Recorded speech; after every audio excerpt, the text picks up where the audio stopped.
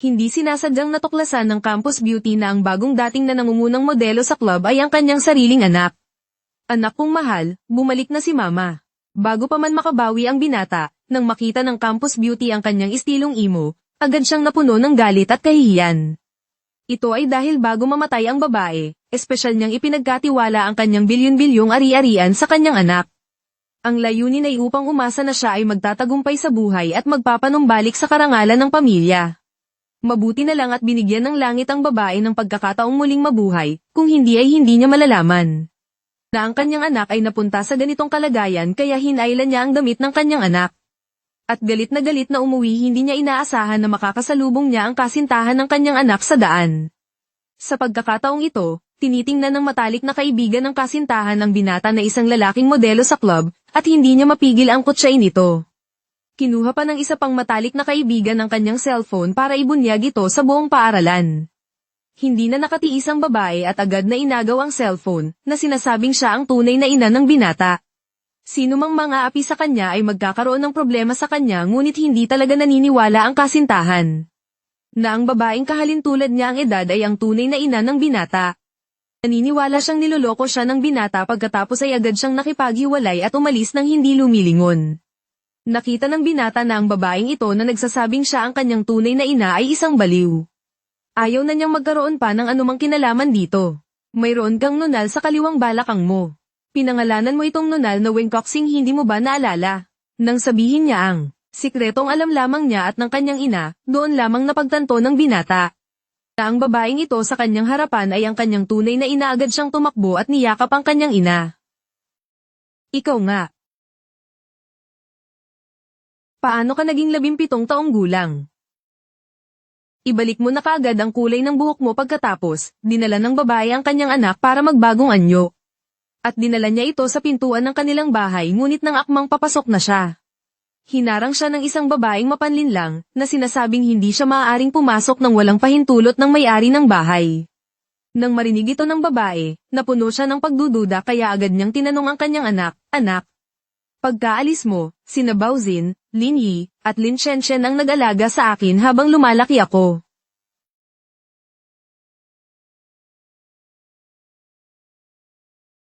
Ganyan lang kaliit na trabaho, hanggang ngayon hindi pa tapos. Tumatanda ka na at gusto mo na namang magtamad, hindi ba, Tita Lin?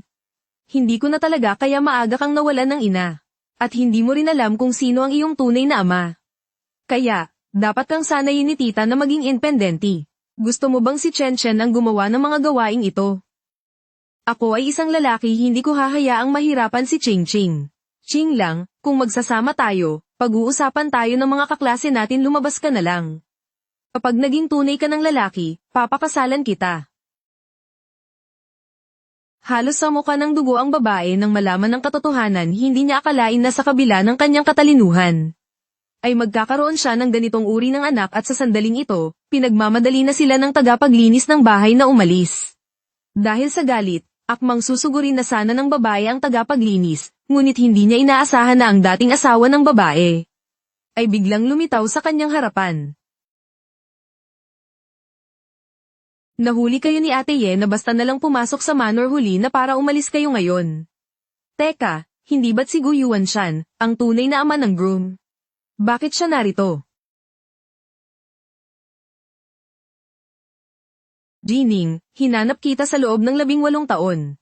Alam mo palang bumalik, natatakot ka na ngayon. Noong nagbabanta ka sa White Horse Club, hindi ka ba mayabang? Lalaking modelo. Ginoo, sa murang edad, binayaran niya ang aking kaklase. Hindi ko na matiis, kaya may nasabi ako. Ang resulta, hinabol niya ako hanggang sa ating nandumanor para maghiganti. Kayong dalawa, maiwan kayo. Ang iba, umalis na kayo. Kalabanin mo ako, gusto mo nang mamatay. Tara na, ma.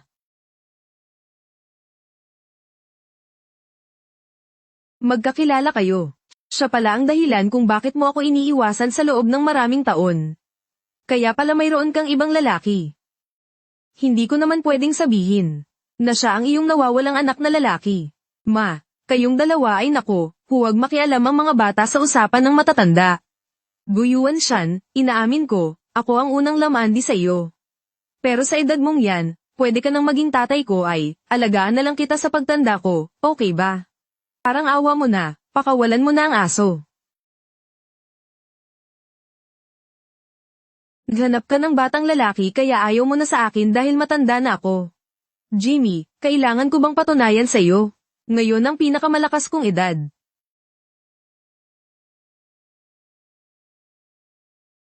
Mayroon pa akong ibang gagawin mauna na ako. Pagkatapos, para tulungan ng kanyang anak na mabawi ang mansyon, bumalik ang babae sa pintuan ng kanyang bahay kinabukasan. Ngunit matagal na siyang hinihintay ng babaeng mapanlinlang sa malapit. Jining, hindi pa kita pinoproblema. Ikaw pa mismo ang lumapit sa akin. Bahay ko to, may problema ba kung babalik ako? Bahay mo, nababaliw ka na ba? Ito ang pinakamataas na uri ng residential area sa Nando. Kahit ang mga dumadaan lang, kapag tumingin, pinapaalis na ng mga bodyguard kahit may pera ka, hindi ka makakapasok dito. Tapos sasabihin mo na bahay mo to. Huwag mong isipin na dahil mayroon kang ilang maruming pera para sa pagpapakain sa mga lalaking modelo, maaari ka nang tumayo ng pantay kay Chen Chen. Ang bakal na pintuang ito ang hangganan sa pagitan ng ordinaryong tao at ng tunay na makapangyarihan kung wala si Chen Chen. Hindi mo ito malalagpasan habang buhay. Ganon ba? AI system, narito mahal na Panginoon. Buksan ang pinto.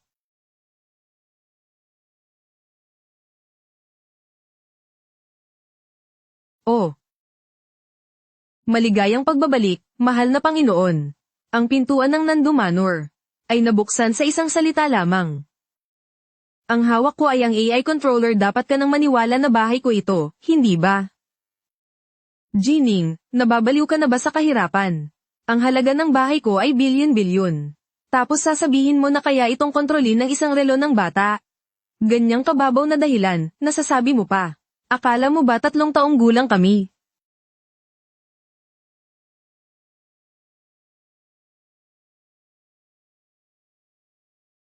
Ma, sa wakas dumating ka na.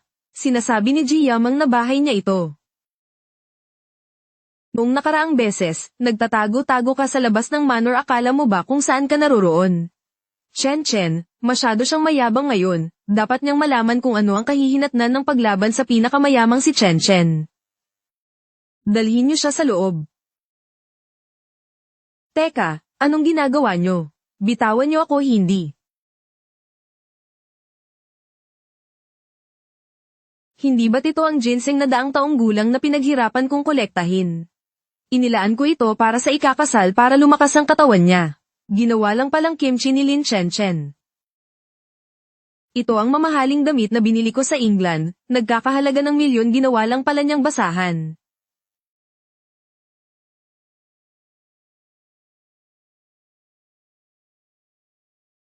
Wow, Diyos ko, ang buong dingding na ito ay puno ng mga alahas ni Chen Chen. Kahit ang prinsesa ng maharlikang pamilya sa Europa ay walang ganitong karangyan ng dingding ng alahas, hindi ba? Lin Chen Chen, ikaw ba ang gumawa nito? Bakit? Mahalaga ba sa iyo ang mga bagay na ito? Para sa akin, basura lang yan. Pumili kayo kahit ano sa dingding ng mga alahas namin. Dalhin niyo lahat ng gusto niyo. Ang mga ito ay mga mamahaling high-end na alahas na binili sa iba't ibang bahagi ng mundo, hindi niyo ito maaaring kunin. Binibigay ni Chen Chen ng kanyang sariling mga bagay sa amin, ano ang kinalaman mo doon? Hindi mo na kailangang masyadong mainggit sa kanila. Ang kwintas na ito ay mukhang kadena ng aso. Basta isuot mo ito at tumawal ka ng 2 beses. Mapapatawad kita sa pagnanakaw mo ng bangka. Madalas siyang nagnanakaw ng mga gamit ni Chen Chen, kahit ang sunod sa nirin ni Chen Chen, hindi niya pinalalagpas. Ang Kate nang ito ang pinakaangkop sa kanya. Ito ang limitadong edisyon ng Louis Vuitton na may brilyanteng buckle. At ang suot mo sa leeg mo ay ang platinum na kadena ng aso ng Gucci. Hindi mo ba alam yan? Hanapin niyo na lang sa internet, malalaman niyo. Ano? Oh. Ang suot ni Miss G, ang batang babae na may magandang kinabukasan, ay talagang kadena ng aso, wala man lang siyang alam sa mga pangunahing kaalaman sa mga mamahaling gamit. Nagpaparada kung saan-saan na may suot na kadena ng aso. Ang panlasa ng isang mayaman ay hindi talaga mauunawaan ng ordinaryong tao. Nung tinitingin-tingin mo dyan, sino bang nagsabing isinusuot ang mga alahas na ito? Ang iyong napakamahal na mga alahas ay nararapat lamang na magsilbing tunog dito sa akin. Oh.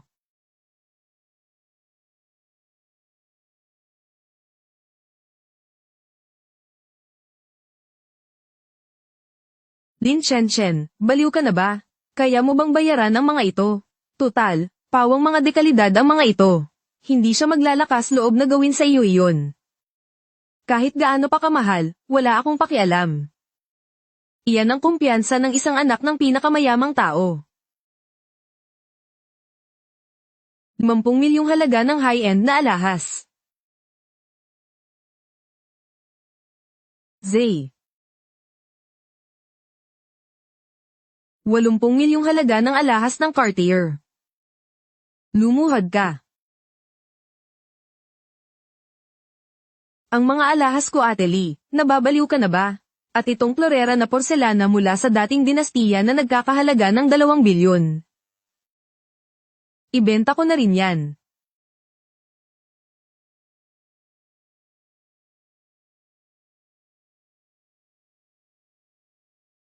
Chen, ang kabuuang halaga ng mga alahas na ito ay higit sa 1 bilyon. Maghihinayang ka. Chen, dati ninanakaw niya ang mga gamit mo, pero ngayon, naglalakas loob pa siyang pagbantaan ka. Tumawag na kayo ng pulis para hulihin siya, tingnan natin kung maglalakas loob pa siyang magmatigas. Hindi ba't may mga robot security sa bahay ni Chen? Tawagin mo rin para makita namin. Tita Lin, ipakita mo sa kanila. Wow! Wow! Hindi nga kami niloko ni Chen, ito ang pinakamodernong AI security. Chen, bilisan mo, i-activate mo na ang robot para makita namin. Ay nako, tingnan mo nga naman ang utak ko. Ang tatay ni Chen, natatakot siya sa mga robot na yan kaya ikinulong niya. Siya lang mismo ang makakapag-activate, ay, baka may iba pa tayong paraan. Lin Chen, sigurado ka ba? Wala ka bang tenga o wala kang utak? Sinabi na nga ni Lin Yi, ang mga AI robot na ito ay ang tatay ko lang ang may karapatang kontrolin. Hindi ko maaalalang mayroon akong isang suwail na anak na babae na katulad mo. Jining, anong pinagsasabi mo dyan? AI system, narito mahal na Panginoon, i-activate ang seguridad, mahal na Panginoon. Paano nangyari to?